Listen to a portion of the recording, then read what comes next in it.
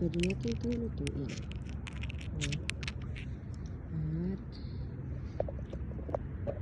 ayan, may mga isda doon. Ang dami nila. They are so tiny.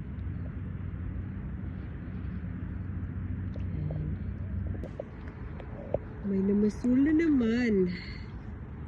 Grabe, gid siya. Maskin asa na malagpot mamasul. Kadong. Naaspan. Tuyan. Tuyan. Nalagpot sa Abu Dhabi para mamasul.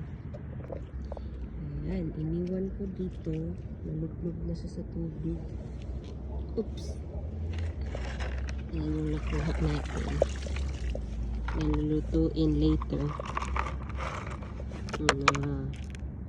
Kulang pa to.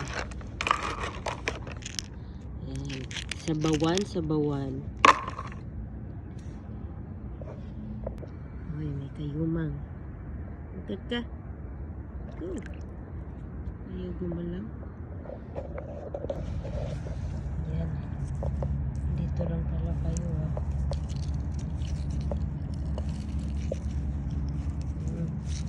ano yan?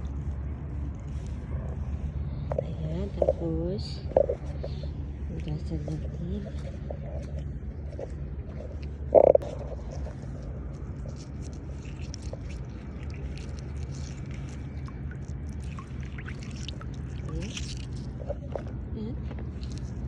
Another one.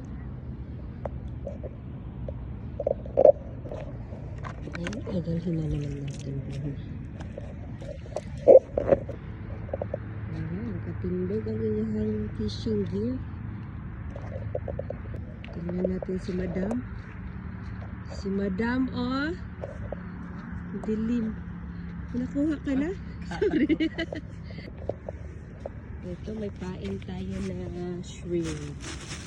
Ipain lang to. Live bait.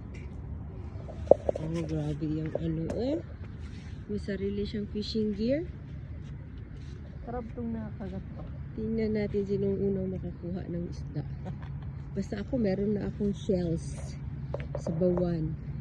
Dahil wala tayong tira. Ngayon ng tira.